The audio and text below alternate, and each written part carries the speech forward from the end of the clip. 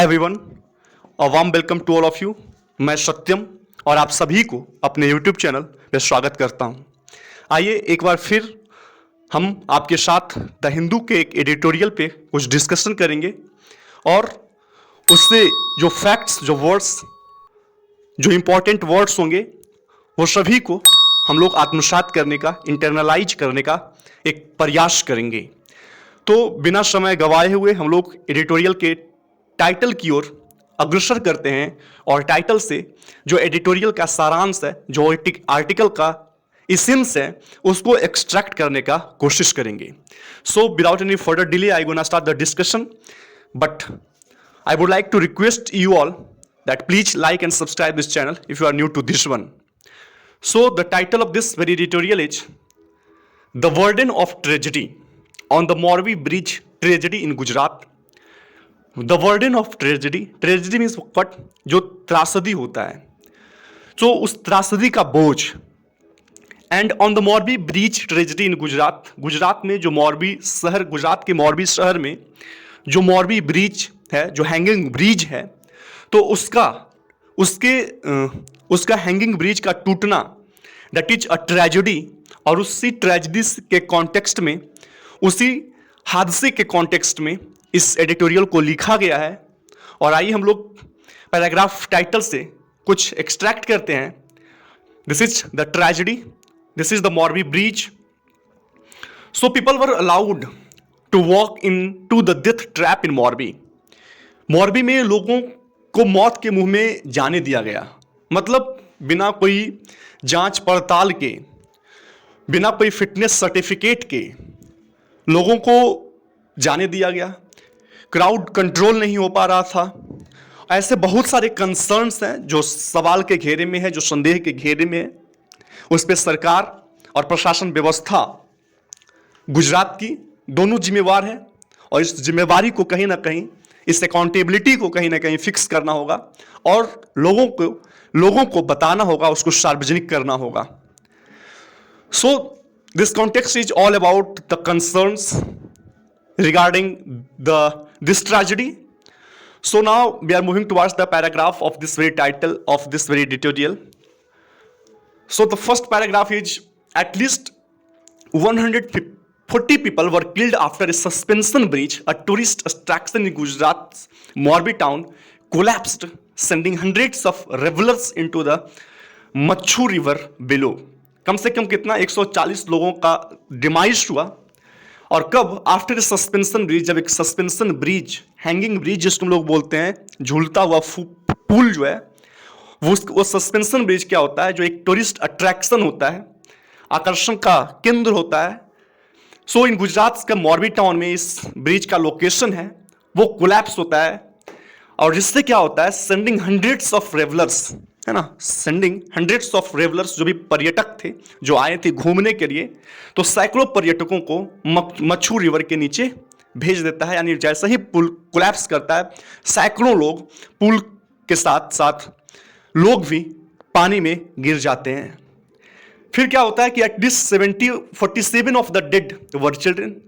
जितने लोगों का डिमाइस होता है उसमें कम से कम 47 लोगों को यह कंफर्म किया गया कि वो चिल्ड्रन है, making it one of the India's most horrendous tragedies. और ये जो ट्रेजेडी है, अगर भारत की ओर से देखा जाए तो भारत की सबसे भयावह त्रासदियों में से एक बन गया है। इनैगुरेटेड इन 1879, 1879 में, यानी कि ब्रिटिश के द्वारा इस पुल का इनैगुरेशन हुआ था। द ब्रिज वाज रेनोवेटेड, और इसको क्या किया गया था? रेनोवेट किया गया था, इसको नवीकरण इसका किया गया था। कब? और ओपन इन ऑन अक्टूबर 26 और 26 अक्टूबर को इसको ओपन कर दिया गया था। 4 days बिफोर द ट्रेजेडी से मात्र 4 दिन पहले। बट खोलने से पहले, रीओपन करने से पहले इसका कोई जांच पड़ताल नहीं किया गया था कि इसको सर्टिफिकेट सिविक अथॉरिटीज के द्वारा इसको प्रमाणित नहीं किया गया था कि ये फिट है। Second, the most important thing, कि इसकी जो कैपेसिटी है, उस कैपेसिटी से कहीं ज्यादा लोगों को अलाउ कर दिया गया था जाने को। सो बहुत सारे ऐसे क्वेश्चंस हैं जो सवाल के घेरे में है, जो संदेह के घेरे में है। दिस रेजिज सेवरल कंसर्न्स, इससे बहुत सारे कंसर्न्स, चिंताएं जो है वो उठती है। एक ऐसा company that seems to have had no apparent expertise और track record in the field was awarded the contract.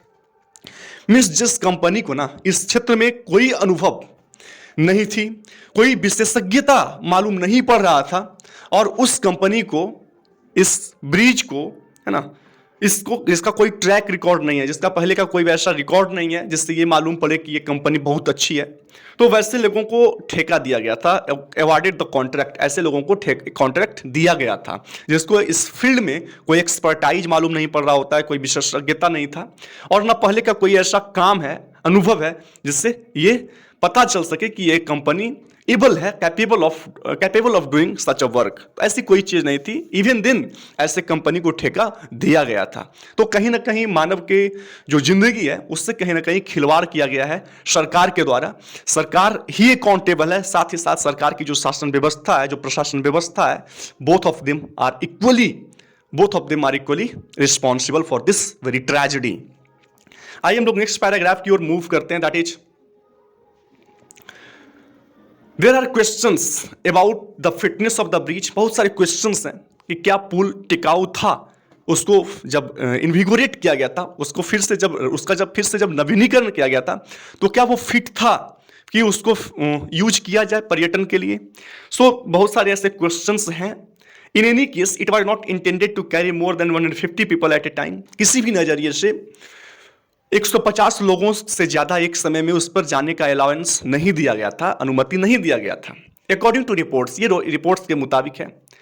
But hundreds were on the bridge when it snapped as there was no crowd control नहीं होने के कारण, है ना, crowd control नहीं होने के कारण उस पुल पे सैकड़ों लोग मौजूद थे। भीड़ के जो नियंत्रण करने वाले थे उनका बहुत अभाव था, इसलिए सैकड़ों लोग उस ब्रिज पे थे जब टूट रहा होता है। And all people were allowed to walk into the trap. लोगों को बिना अकाउंटेबल हुए, शासन व्यवस्था की कमजोरी के कारण, प्रशासन व्यवस्था की नजरअंदाजगी के कारण लोगों को मौत के जाल में जाने दिया गया। All these points to a major failure of governance at a various levels. अलग अलग स्तरों पे जो नाकामी है जो सरकार की, उसको कहीं ना कहीं पॉइंट आउट करता है। And Gujarat is among the richer state of India, but it has often faced governance challenges. Gujarat की अगर बात की जाए तो एक रिचर स्टेट है। भारत के सभी स्टेट्स को अगर कंपेयर किया जाए तो गुजरात एक रिचर स्टेट है। बट इवन देन इन्होंने गुजरात जो है ना, वो शासन व्यवस्था में, प्रशासन व्यवस्था में बहुत सारी चुनौतियों का सामना किया है। And it's poor management of this pandemic is a case in point. और खास करके पैंडेमिक का जो प्रबंधन है, जो मैनेजमेंट है, तो उसका खराब प्रबंधन उस चैलेंजेस का एक कहीं ना कहीं एक एग्जाम्पल है जिससे सीखना चाहिए दूसरे स्टेट्स को, that it is not so important, कि ये रिच होना इंपॉर्टेंट नहीं है, शासन व्यवस्था होना चाहिए, प्रशासन व्यवस्था होना चाहिए। ह्यूमैनिटी को ध्यान में रखते हुए सरकार को काम करना चाहिए, दिस इज इंपॉर्टेंट। सो गुजरात के बारे में हम लोग ये जान रहे हैं। और ह्यूमन सेकेंड चीज ये है कि जो ह्यूमन एक्ट्स है, और किस चीज का, ओमिशन और कमीशन का, often cause tragedies and significantly change the impact of natural disaster. कि ह्यूमन एक्ट मीन्स मानव का जो भूल चूक है ना, अक्सर त्रासदियों का कारण बनती है। और इसने क्या ना कि जो प्राकृतिक आपदा है तो उसका विध्वंसक नतीजे के मायने बदल दिए हैं। ह्यूमन एक्ट जो है, ओमिशन और कमीशन, जो भूल चूक, ये ट्रेजेडीज लाते हैं। ह्यूमन आदमी के ही भूल चूक से ट्रेजेडी आते हैं। अगर क्राउड कंट्रोल कर लिया जाता, अगर पुल की जो फिटनेस है उसको जांच पड़ताल कर लिया जाता उसको रीओपन करने से पहले, तो हो सकता था कि हम इस ट्रेजेडी से बच सकते थे। बट वहां पे किसी लोगों के भूल चूक के कारण ऐसे विध्वंसक त्रासदी हम लोग उसको झेल रहे हैं। तो ह्यूमन का जो ओमिशन है, ह्यूमन का जो कमीशन है, जो भूल चूक है, अक्सर क्या होता है, त्रासदी लाता है और सिग्निफिकेंटली और मोर इंपॉर्टेंटली चेंज कर देता है इंपैक्ट ऑफ नेचुरल डिजास्टर को। The police have arrested 9 people. अब क्या है, पुलिस जो है 9 लोगों को गिरफ्त में ले चुकी है, इंक्लूडिंग, शामिल करते हुए ऑफिशियल्स ऑफ द कंपनी के जो ऑफिशियल्स हैं उनको। That is now under A cloud, जो संदेह के घेरे में है, जिन पे सवाल खड़ा किए जा रहे हैं।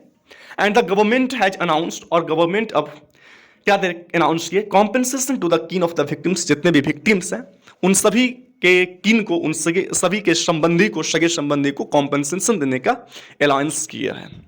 सो एक बात तो है कि कॉम्पेंसेशन देने से आदमी वापस नहीं आने वाला है, बट इससे सीख ये है कि सरकार को अब ज्यादा अकाउंटेबल होना पड़ेगा, सरकार को जिम्मेदारी से काम करना होगा और सभी जितने भी ऑफिशियल्स एक काम को करने में अपने आप अपना सहयोग देते हैं, चाहे वो सरकारी लेवल पे हो चाहे वो प्राइवेट लेवल पे हो, सभी को अकाउंटेबल होना पड़ेगा, सभी को रिस्पॉन्सिबल होना पड़ेगा, क्योंकि पैसे देने से किसी के सगे संबंधी वापस आने वाले नहीं हैं।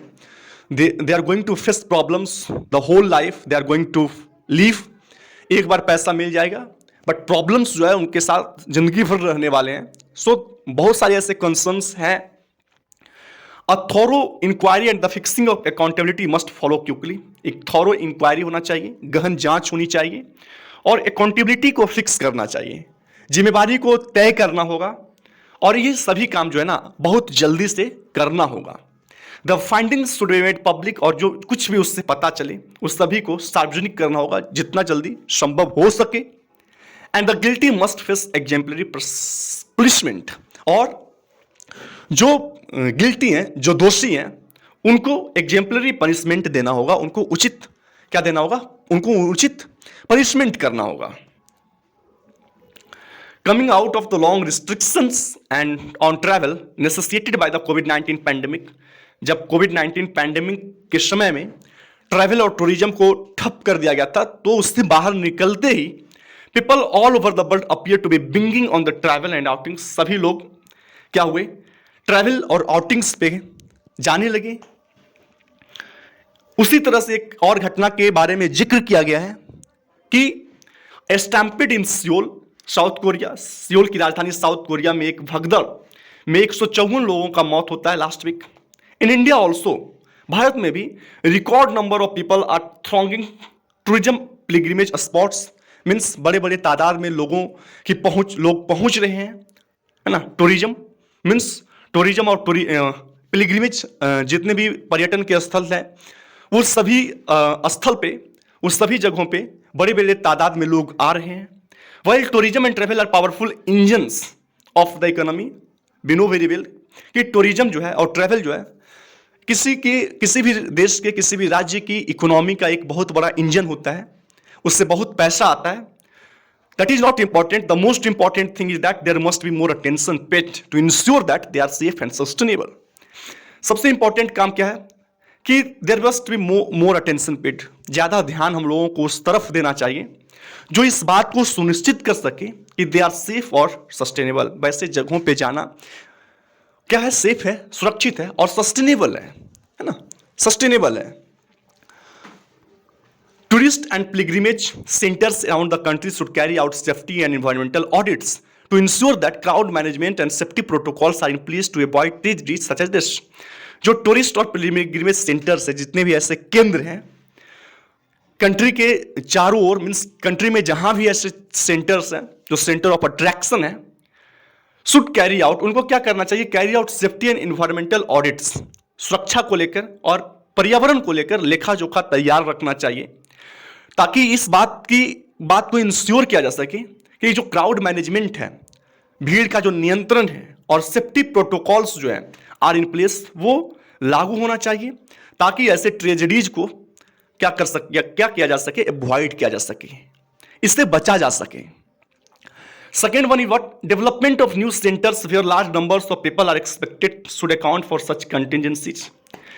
मीन्स बड़े बड़े तादाद में लोग क्योंकि जहां पहुंचने की उम्मीद हो, है ना, बड़े बड़े डेवलपमेंट जो होना चाहिए वैसे सेंटर्स, वैसे केंद्र की ओर, वैसे जगह की ओर, जहां पे large number of peoples are expected should account for such, means जहां पे बड़े बड़े तादाद में लोग आएंगे, वहां पे ऐसी कंटिजेंसी, ऐसे आकस्मिक घटना का होने का वहां क्या ज्यादा चांसेस होता है, they are viable to such contingencies.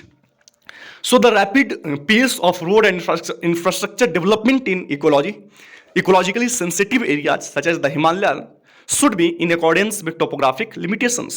तो जो ये rapid pace of road infrastructure development in ecologically sensitive areas such as the Himalayas should be in accordance with the topographic limitations.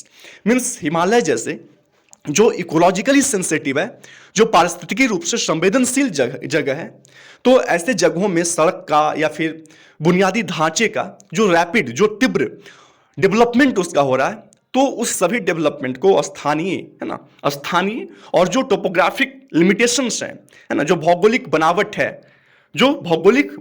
है, उस सभी चीजों को ध्यान में रखते हुए उस सभी बनावट की सीमा के दायरे में होना चाहिए। जो भी आप विकास करते हैं, है ना, तो उस सभी का विकास उसकी टोपोग्राफिक लिमिटेशंस के अंदर होना चाहिए, उससे बाहर नहीं होना चाहिए। अगर बाहर करते हैं that will lead to such tragedies. आप इन्वायरमेंट को हार्म कीजिएगा, that also will may be कि वो भी इस त्रासदी को क्या करे, प्रमोट करे। सो जो काम करना चाहिए, जो भी डेवलपमेंट करना चाहिए सरकार को, वो लिमिटेशंस में करना चाहिए, और पार्टिकुलरली ऐसे जगह पे जो पारिस्थितिकी रूप से क्या हो, संवेदनशील एरिया हो। The last paragraph is this: more must be done to regulate the flow of travelers according to the infrastructure capacity of particular destinations। सबसे ज्यादा इंपॉर्टेंट क्या है कि इसमें बताया गया था कि 150 लोगों से ज्यादा एक बार इस पुल पे अलाउ नहीं किया जाना चाहिए।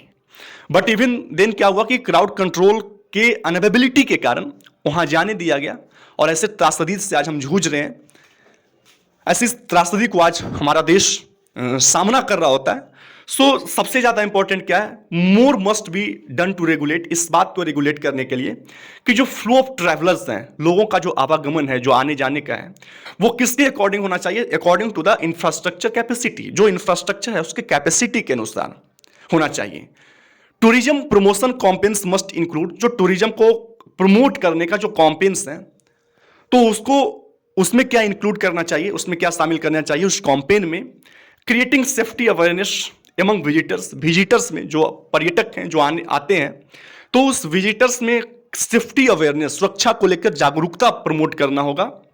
Among visitors and local officials, visitors के साथ साथ जो लोकल ऑफिशियल्स हैं, उन सभी को सुरक्षा के बारे में, सुरक्षा को लेकर जागरूक करना होगा। और ये सब हम कैसे कर सकते हैं, तो टूरिज्म को प्रमोट करने के लिए जब हम कैंपेन करते हैं, तब सुरक्षा को लेकर जो विजिटर्स हैं, साथ ही साथ जो लोकल ऑफिशियल्स हैं, उन सभी को हम लोग जागरूक कर सकते हैं, उनको बता सकते हैं कि कैसे जागरूक किया जा सकता है दूसरे लोगों को।